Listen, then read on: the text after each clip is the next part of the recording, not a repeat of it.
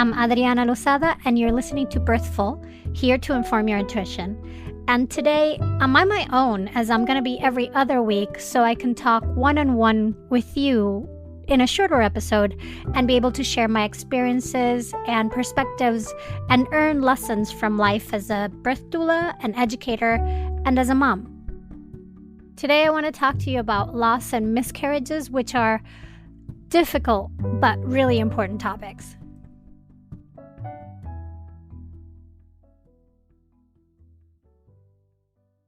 One in 4 pregnant people will experience a miscarriage. So if you think of 3 of your friends, statistically, one of you has experienced a miscarriage.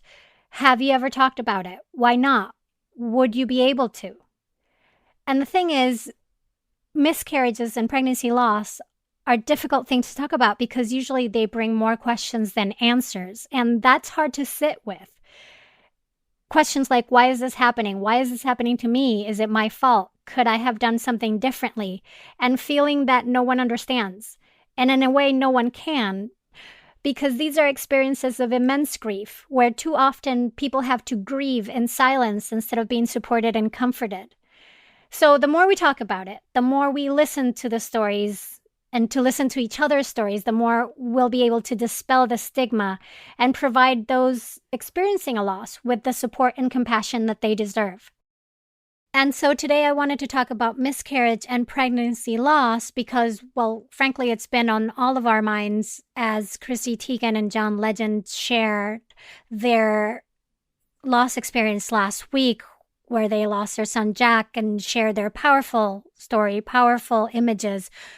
And also because October is Pregnancy, Infant, and Child Loss Awareness Month, and October 15th is Pregnancy and Infant Loss Remembrance Day.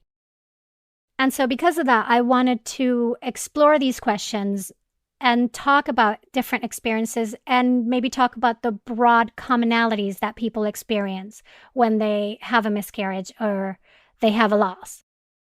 I know this is a really difficult topic to talk about, but we know that in talking about it is how we dispel the stigma. And also here at Birthful, we're all about information. So I wanted to give you a few definitions of miscarriage. So there's the complete miscarriage, which is when all pregnancy tissues have been expelled from your body. And then there's the incomplete miscarriage, where you've passed some tissues or placental material, but some of it still remains in your body. And those are the situations where it can take a longer time because your body's going to continue to try to expel that tissue. And it might even require visiting the hospital to have it manually removed. There's the missed miscarriage, where the embryo dies without your knowledge and you don't even deliver it. And many pregnancies end this way. We just don't know that it even happened because the embryo was so small and the pregnancy, frankly, was really early on. There's the threatened miscarriage, which is bleedings and cramps that point to a possible upcoming miscarriage, which may or may not happen. There are situations where during pregnancy, you can have some bleeding and it has nothing to do with miscarriage. But if at any point you experience some bright red bleeding during your pregnancy, definitely contact your caregiver. Have your hospital classes been canceled? Are you simply tired of conflicting advice from well-meaning family and friends? Monarch Parents is proud to provide continuous education guidance and support for planning, expecting, and new parents. Monarch's virtual service pairs you with your very own Monarch mentor from their team of doulas, educators, and lactation experts. Cut through the noise of internet search engines and fear-based opinions. And they provide you evidence-based, holistic guidance. Subscribers meet their mentor regularly in private video sessions covering everything from prenatal nutrition, labor prep, informed choice, and breastfeeding to tips for stress management, pregnancy comfort, and long-term well-being. Group classes and personalized guidance help you traverse your journey with less stress, and regular check-ins by text and email assure you that an experienced, non-judgmental professional is in your corner and ready to help whenever and from wherever you need it. Use the code BIRTHFUL at monarchparents.com to get your first month free.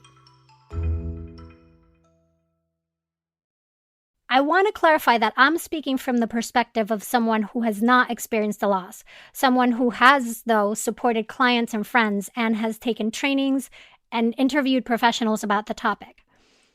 From the friends and people that I have supported at some point of their experiences, I've heard three things. The first is that it is a more physically violent and draining experience than they thought it would be, regardless of if it's a spontaneous loss induced with medicine or through a DNC, and that it can take many hours and even days, and that the physical recovery is also extremely hard. The other thing that I've heard is that in general, medical professionals are not great at explaining what to expect, nor at following up or checking in how you're doing. And I think that lack of reaching out has to do with an overlapping situation of we are not good at talking about this reality of our lives. We don't like to be uncomfortable. We don't like to have awkward conversations, but also they haven't been trained in trauma. They don't have proper loss training. They're trained in the medical aspects of it, and have a hard time communicating the experience or what to expect. And then the third thing that I've heard is that it's immensely isolating and lonely because, well, in great part because of the silence and stigma that surrounds it, but also because it's really hard to ask for help while it's happening. And that has to do with the fact that there's too many feelings around it. There's the ambush of feelings that comes, and those include sadness and disbelief and shame and grief and self-pity, disappointment, and even feeling that you did something wrong.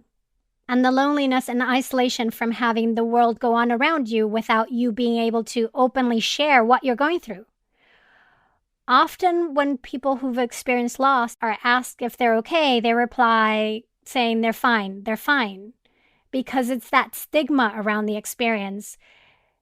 That means that sharing what they're going through also requires having to deal with the feelings of navigating the stigma, not just the feelings that come with the actual loss.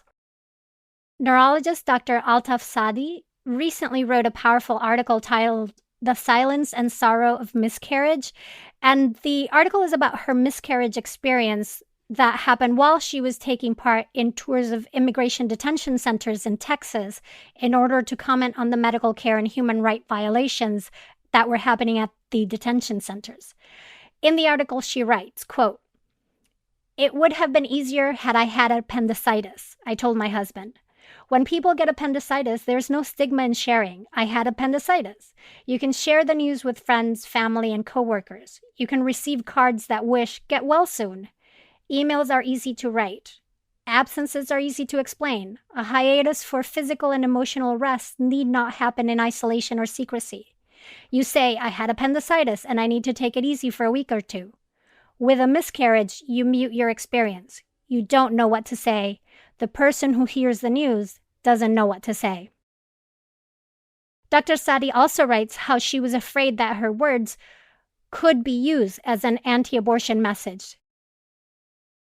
More recently, Chrissy Teigen shared publicly on her social media feeds that she lost her baby. One of the things that impacted me the most were the comments. She had immense support, but also brutal attacks. Like Dr. Sadi feared, her message was also used as anti-abortion messages. Why can't we hold humanity without centering agendas? It's really a complicated world. But we need more people to share their stories. We need more public people to share their stories, like Chrissy, like Dr. Sadi, who are brave enough to expose themselves and expose their grief because they understand that in sharing these experiences, we do take down the stigma. We can get to a place where then people will support it, just like maybe they support us when you say you had appendicitis. So if you know someone who's had a loss, let them know that you're thinking about them. Let them know that you're thinking about their child. And if you know the child's name, call them by their name. The person might not respond, and hey, that's okay too. Do it without expecting anything in return because it's not about you. Now, I have done 2 previous episodes related to this topic, one on miscarriages with Dr. Jessica Sucker, and another one on stillbirths and infant deaths with Amy Wright Glenn. We will link them in the show notes. And on October 15th, please consider joining the Wave of Light event that happens at 7 p.m. your local time, where you light a candle for 1 hour. And as people light a candle at 7 p.m., as that 7 p.m. travels around the world, that wave of light travels around the world, remembering all these babies and the parents that have lost them. We will be lighting a virtual candle on our Instagram feed at Birthful Podcast at 7 p.m. Eastern Time on October 15th. And if you have experienced a miscarriage or pregnancy loss, know that I'm thinking of you. If you want us to more directly honor your spirit baby, write their name in the comments for that post. Birthful was created by me, Adriana Lozada, and is a production of Lantigua, Williams & Co. The show's senior producer is Paulina Velasco, Virginia Lora is the managing producer, Cedric Wilson is our lead producer, and Ronald Young Jr. contributed to this episode. Thank you for listening to and sharing Birthful. Be sure you subscribe on Apple Podcasts, Amazon Music, Spotify, and everywhere you listen. Come back next week for more ways to inform your intuition.